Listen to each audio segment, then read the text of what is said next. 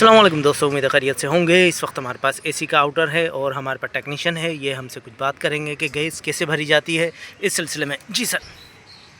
ये मैं गैस भरूंगा। इसके लिए पहले तो ये डिस्चार्ज का पाइप 1/4 का लीक था, चेंज किया मैंने। ठीक है, तो इसके लिए अभी ये डिस्चार्ज खोलूँगा मैं, इधर से फ्लेट से खोल के नीचे ये सेक्शन का ये वाल खोलूँगा।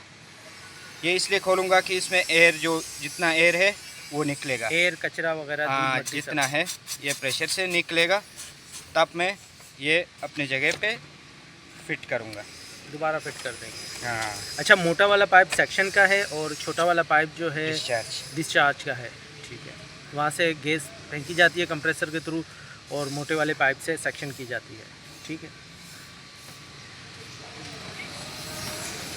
ये डिस्चार्ज पाइप है, ये सेक्शन पाइप है। अभी एसी हमारा ऑफ है। अच्छा, ये गैस थी इसमें जो हम लोगों ने किया। अभी हमारे टेक्नीशियन इसको टाइट कर रहे हैं, फ्लेयर नट को। एसी में आउटर में गैस मौजूद थी, ठीक है, इन्होंने स्टोरेज की थी और ये तरीका है। अब इसको एसी को ये ऑन करेंगे। ठीक है दोस्तों, वाल खोलने के बाद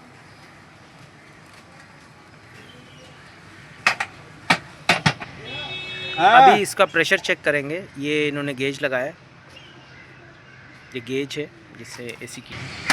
जी दोस्तों, तो ये इस पे गेज लगा रहे हैं। पहले इसका प्रेशर चेक करेंगे और उसके बाद इसमें गैस भरेंगे। गैस भरने के लिए आपको एसी ऑन करना पड़ता है। ये है हमारे टेक्नीशियन जिस वक्त काम कर रहे हैं गर्मी में। सिलेंडर जो है, सिलेंडर है 410। ये सामने नज़र आ रहा होगा आपको, हम थोड़ा जूम करते हैं। R410A गैस डाल रहे हैं इसमें। ये हमारे टेक्नीशियन है जो लगे हुए काम कर रहे हैं। हम थोड़ा सा दूर हो जाते हैं, नीचे जाके एसी को ऑन करेंगे। वो अंदर भाई है, उसको बोलो भाई एसी ऑन कर। लीकेज चेक करने के लिए हमेशा सर्फ का पानी इस्तेमाल किया जाता है, हैंड वॉश का। जहाँ से लीकेज होगी वहाँ से बुलबुले आने शुरू हो जाएंगे। सही है, बबल्स आने शुरू हो जाएंगे तो हमें पता लग जाएगा यहाँ से हमारी गैस लीक कर रही है, क्योंकि सिलेंडर में गैस होती है। गैस गेज के थ्रू इसमें जा रही है और हमें अंदाज़ा होगा हमने कितनी गैस डालनी है। काफ़ी पेचीदा अमल होता है, टेक्नीशियन बंदे इसको बआसानी कर लेते हैं क्योंकि उनकी रोज़ की फील्ड की काम होता है। अच्छा दोस्तों, इसमें एक ज़बरदस्त चीज़ समझने वाली है। ये देखें, R410A, ठीक है। कलर जो है थोड़ा बहुत 19-20 होता है, इसमें कोई फ़र्क नहीं पहुंचता। अगर आप बोले नहीं यार ये अलग कलर का था, ये अलग कलर का था, ऐसा कुछ नहीं है। सही है, हमेशा इसकी गैस देखी जाती है कि गैस कौन से कलर नंबर की है।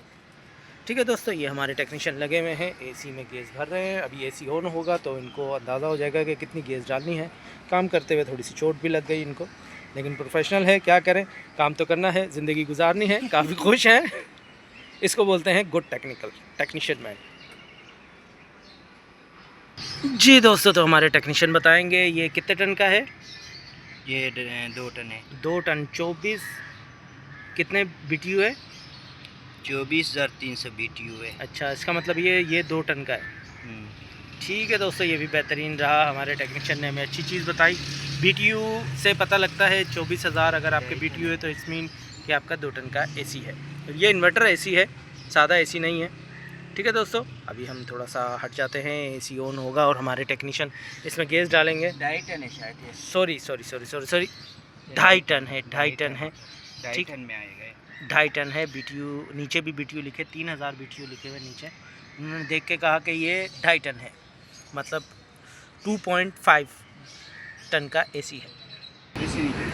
जी दोस्तों, तो ये था हमारा सिंगल फेज़ एसी इन्वर्टर, जैसा कि मैंने कहा आपको।